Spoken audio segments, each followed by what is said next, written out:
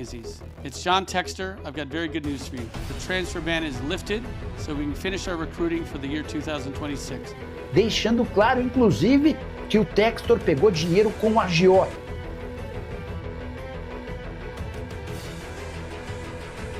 Olá, meus amigos, vocês estão no canal Fla Opina Portugal. Eu queria que vocês chegassem nesse vídeo, porque nós vamos bater um papo aqui sobre os nossos adversários no Rio de Janeiro, que se tornaram SAFs e que hoje estão passando por situações constrangedoras, humilhantes, dívidas, processos, transfer ban.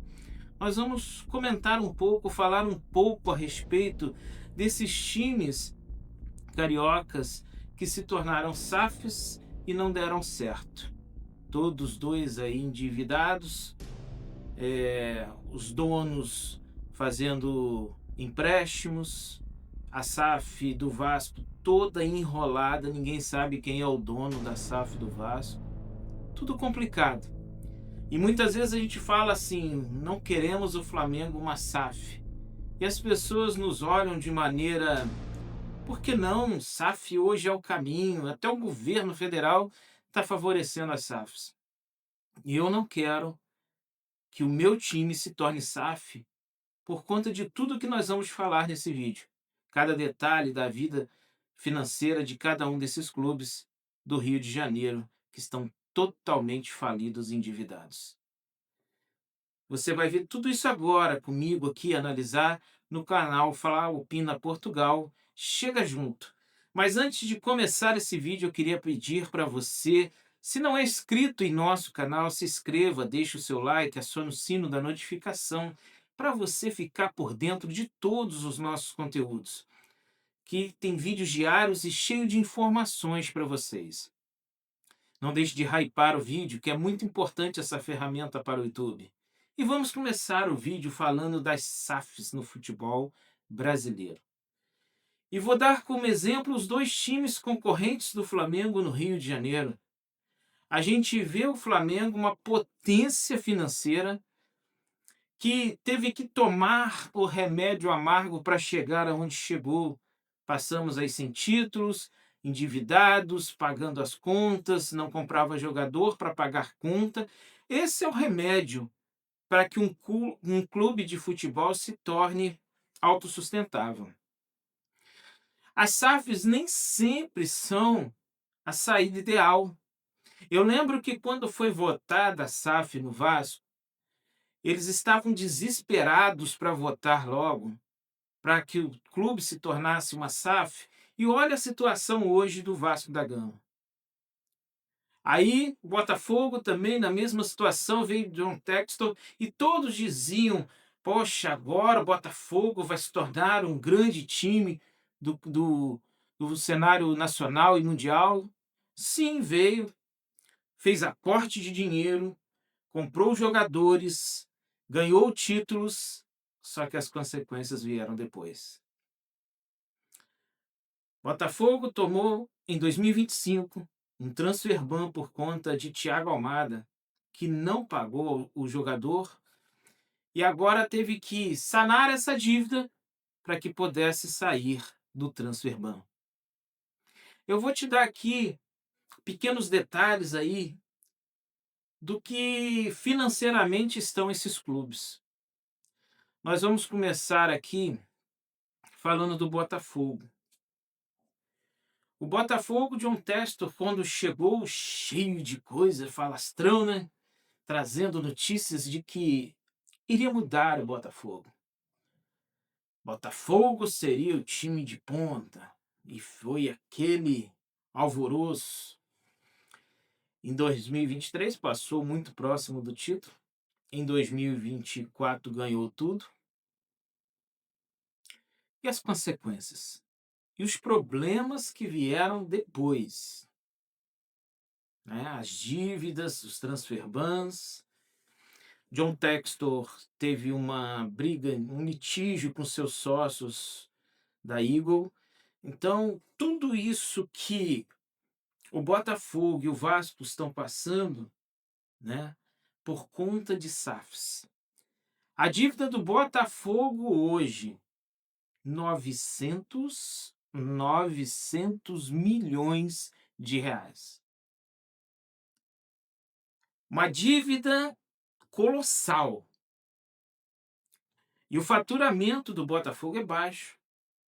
O fair play financeiro que a CBF quer implantar no futebol brasileiro vai mexer com muitos times, inclusive esses.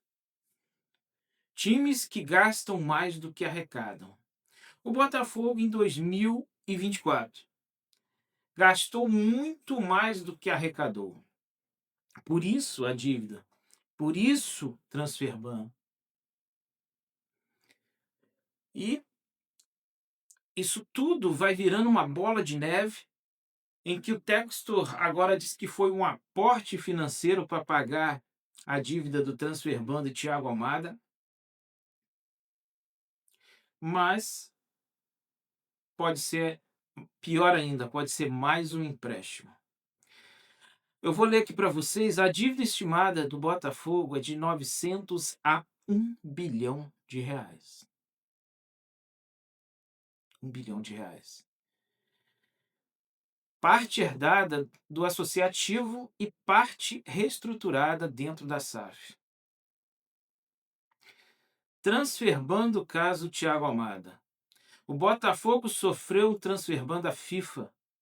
Motivo: atraso no pagamento relacionado à contratação de Thiago Almada.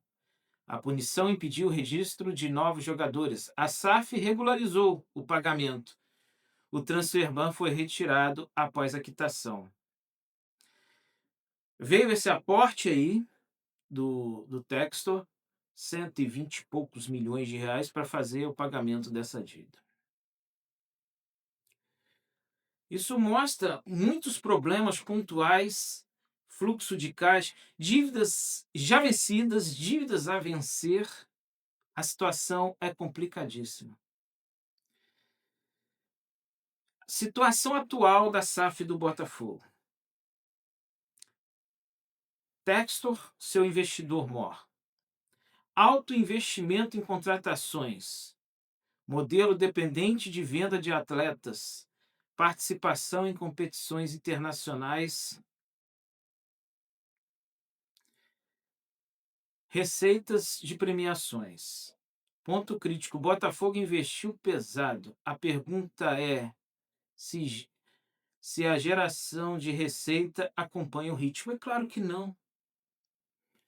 Botafogo gastou muito mais do que ganhou. E a gente ficou sabendo há pouco tempo que o Textor nunca foi dono de 100% do Botafogo, né? Sempre teve sócio, sempre teve aporte financeiro. E uma confusão jurídica, eles entraram até em litígio para separar o Botafogo da holding. Então, a SAF do Botafogo hoje é falida. E a situação do Botafogo, a gente não tem nem como descrever como vai ser daqui para frente. Porque a gente não sabe nem como vai ser a situação jurídica entre aí Botafogo, Textor e a Eagle. Como vai ser isso tudo? Vamos para o nosso outro adversário, que hoje já não considero mais um adversário do Flamengo. Eles comemoram até quando empata e quando vence o Flamengo. Situação constrangedora. Eu estava vendo um vídeo do Valdir Bigode, que eu vi jogar, jogou muita bola, que colocou dinheiro no Vasco e só ia receber 8% desses valores, que era dinheiro de uma vida inteira que ele tinha juntado para a família dele. A dívida total do Vasco estimada acima de 1 bi e 200 milhões de reais. Temos hoje o presidente Pedrinho, que toma conta do clube associativo e da SAF. Eu não sei como é que funciona dentro do Vasco, é uma confusão. Aí o Vasco também estava com transferban, entrou com a recuperação fiscal para ganhar tempo, ganhar prazos para pagar as dívidas.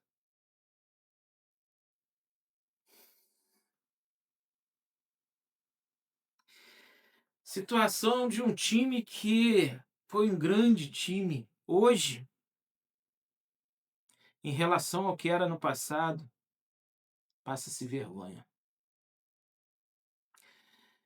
Uma das maiores do futebol brasileiro, a dívida do Vasco, está em recuperação judicial. O clube entrou em recuperação judicial. Plano envolve alongamento das dívidas, descontos relevantes para credores. Olha, os credores do Vasco vão levar muito tempo para receber. Aqueles que investiram, como o Valdir Bigode, recebeu 8% do que investiu no Vasco. É triste, meus amigos. Há relatos de credores que podem receber percentual muito reduzido, que é o caso do Valdir, do valor, dependendo da classe e negociação. Isso significa dívida estrutural profunda. O problema não era apenas de gestão recente. A gente vê um presidente tentando de todas as formas, né? Agora veio aí esse empréstimo da Crefisa de 80 milhões de reais. Crefisa essa que um dos seus donos, enteado de Leila Pereira, quer comprar, mas também que há uns impedimentos jurídicos, porque ele é parente da Leila e não pode ter parente que exerce cargo em outro clube do futebol brasileiro. Complicado. Muito complicada a situação do senhor Vasco da Gama. Situação atual: dificuldades financeiras, limitação de investimento, dependência de reorganização administrativa, estabilidade societária. Essa parte aí da estabilidade societária, ninguém sabe quem é realmente o dono da SAF do Vasco. A 777,